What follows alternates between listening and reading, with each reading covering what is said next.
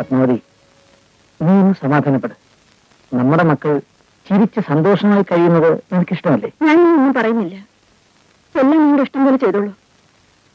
ഈ വീടിനെ ഒരു ഹോട്ടലോ നൃത്തശാലയോ ആക്കി മാറ്റാനാണ് നിങ്ങളുടെ ഭാവമെങ്കിൽ അതും ആയിക്കോട്ടെ. നിങ്ങളുടെ ചിട്ടകളും ശീലങ്ങളും നിങ്ങളെ അടിച്ചേൽപ്പിക്കാൻ ഞാൻ ഉദ്ദേശിക്കുന്നില്ല. പത്മാവതി, ഞാൻ പറയുന്നൊന്ന് കേൾക്ക. വേണ്ട, നിങ്ങളൊന്നും പറയണ്ട. ശരി, നീ നിന്റെ ഇഷ്ടം പോലെ ചെയ്യാം.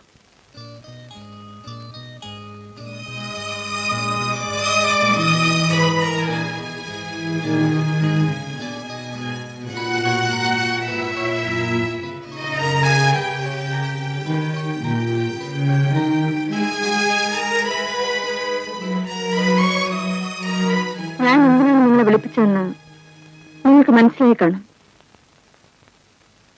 ഇതുവരെ ഈ വീട്ടിൽ ഞാൻ പറയുന്നത് പോലെ മാത്രമേ എല്ലാം നടന്നിട്ടുള്ളൂ.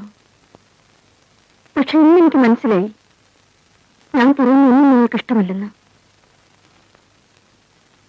ഇന്നുവരെ ഈ വീടിനെ കുറിച്ചും എന്റെ മക്കളെ കുറിച്ച് ഓർക്കുമ്പോൾ എനിക്ക് അഭിമാനവും സന്തോഷവുമായിരുന്നു. പക്ഷെ ഇന്നെല്ലാം നഷ്ടപ്പെട്ടു. ഇന്നിവിടെ നടന്ന സംഭവം എന്നോടുള്ള തിരിച്ചടിയായിട്ടാണ് എനിക്ക് തോന്നിയത്. എന്നെ അനുസരിക്കാൻ നിങ്ങൾക്കാർക്കും ഇഷ്ടമില്ലെങ്കിൽ അതിന്റെ മുഖത്ത് നോക്കി പറയാമായിരുന്നല്ലോ. അതിന് പകരം ഞാനില്ലാത്തപ്പോൾ നമ്മുടെ വീട് ഇത്ര അടുക്കും ചിട്ടയോടും കൂടി കൊണ്ടുപോകാൻ കഴിഞ്ഞത് എന്റെ ഒരാളുടെ കഴിവുകൊണ്ട് മാത്രമാണ്. ഞാൻ ഇത്രയും കർശനമായിരുന്നില്ലെങ്കിൽ രോഗിയെ നിങ്ങളുടെ അച്ഛൻ ജീവിച്ചിരിക്കില്ലായിരുന്നു. നിങ്ങൾ രണ്ടുപേരും സദാസമയം ക്ലബും ചീട്ടുകളുമായി ജീവിതം നശിപ്പിക്കുമായിരുന്നു. നീ ഒരു ഡോക്ടർ ആവില്ലായിരുന്നു. ദാ ഇവൻ പഠിപ്പ് നിർത്തി സിനിമാ ഭ്രാന്ത് പിടിച്ച് എവിടെയെങ്കിലും അലിഞ്ഞു തിരിയുമായിരുന്നു. ഞാനിങ്ങനെ കടുംപിടുത്തം പിടിച്ചതുകൊണ്ടാ കൃത്യസമയത്ത് ഭക്ഷണം കഴിക്കാനെങ്കിലും നിങ്ങൾ എല്ലാവരും ആ ഡൈനിങ് ടേബിളിലോട്ട് വന്നിരുന്നത്. അതൊക്കെ നമ്മുടെ കുടുംബത്തിന് നന്ദിക്ക് വേണ്ടി മാത്രമായിരുന്നില്ലേ? പക്ഷെ നിങ്ങൾക്ക് തോന്നിയത് അതെല്ലാം ഒരുതരം അടിമത്തമായിട്ടാണ്. ആ, ഇനി നിങ്ങൾക്ക് നിങ്ങളുടെ ഇഷ്ടം പോലെ ജീവിക്കാം. മമ്മി, ഞങ്ങൾ എന്തെങ്കിലും തെറ്റ് ചെയ്തിട്ടുണ്ടെങ്കിൽ ഞങ്ങളോട് ക്ഷമിക്കണം. എനിക്കൊന്നും കേൾക്കണ്ട. മറ്റന്നാൾ നിങ്ങളുടെ അമ്മാവിന്റെ മകൻ ജയദേവന്റെ വിവാഹമാണ്. ഞാൻ പറഞ്ഞിട്ട് ടിക്കറ്റ് ബുക്ക് ചെയ്തത്. നിങ്ങൾക്ക് ഇഷ്ടമുണ്ടെങ്കിൽ പോകാം, പോകാതിരിക്കാം.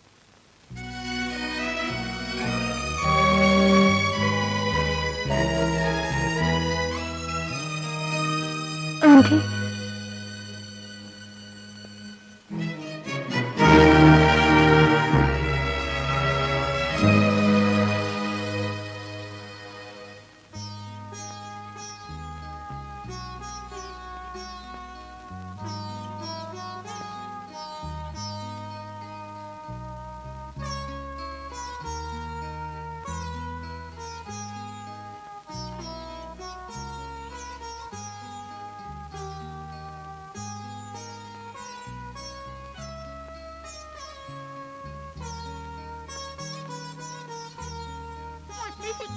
മോളോട് ദേഷ്യാണോ? മോൾ എന്നോട് തെറ്റും ചെയ്യില്ല. മുത്തശ്ശി മോളോട് പിണങ്ങരുത്.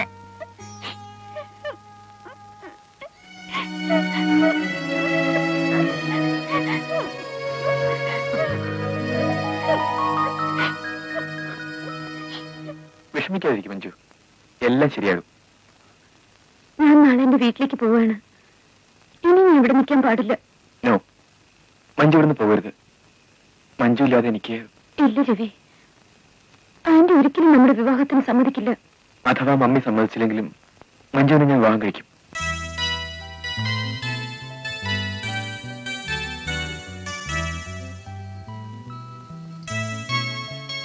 നാളെ ഞങ്ങളെല്ലാം അമ്മാവന്റെ മകന്റെ വിവാഹത്തിന് കണ്ണൂർക്ക് പോവുകയാണ്. വിവാഹം കഴിഞ്ഞ് വന്നിട്ട് മമ്മിയുമായി എല്ലാം സംസാരിച്ച് ശരിപ്പെടുത്താം. ഞാൻ വരുന്നതുവരെ മഞ്ജു ഇവിടെ തന്നെ ഉണ്ടാകണം.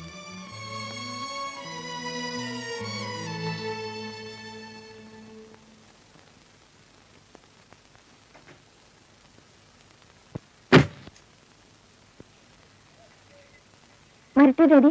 പോട്ടെ മുത്തശ്ശ. ശരി.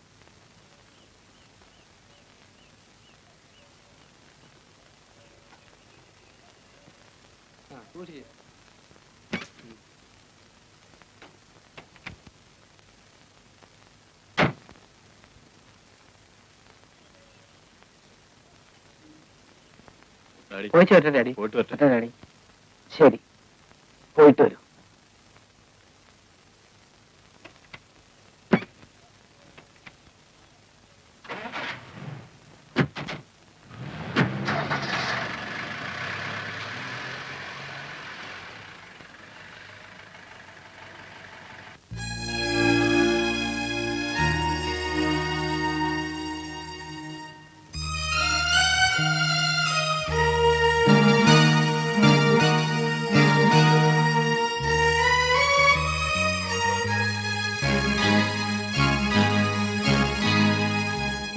എടോ ഗേൾഫ്രണ്ടേ, തനിക്ക് എന്ത് പറ്റിയിടോ? ദേ, എനിക്ക് ഈ കണ്ണീര് കാണുന്ന ഒട്ടും ഇഷ്ടമല്ല. ആന്റിയോട് ഞാൻ അങ്ങനെയൊന്നും ചെയ്യാൻ പാടില്ലായിരുന്നു. അതുകൊണ്ടാണ് അവരെ യാത്ര അയക്കാൻ പോലും ആന്റി വരാതിരുന്നത്. മോളൊന്നും വിഷമിക്കണ്ട. മോളൊരു കാര്യം ചെയ്യും, മോൾ ആന്റിയുടെ അടുത്ത് ചെന്ന് നിന്റെ മധുരമുള്ള സ്വരത്തിൽ ഒരു 2 ഡയലോഗ് ആക്കിയാൽ മതി, എല്ലാം ശരിയാവും. ബാക്കി കാര്യം ദേ ഈ ബോയ് ഫ്രണ്ട് ഏറ്റു. ചെല്ലു മോളെ.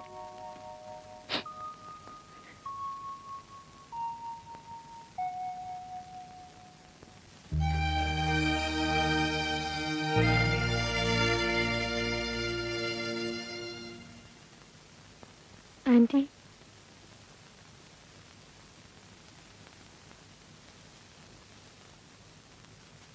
എന്നോട് ക്ഷമിക്കൂ ആന്റി.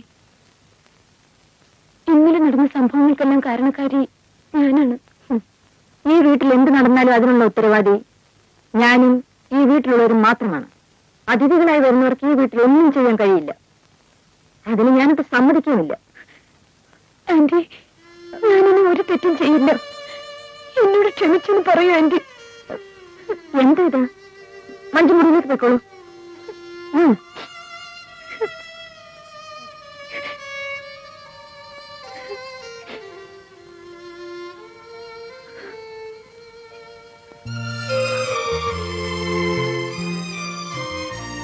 മക്കളൊക്കെ പോയപ്പോ വീട് ഉറങ്ങിയതുപോലെയായി അല്ലേ പത്മാവതി?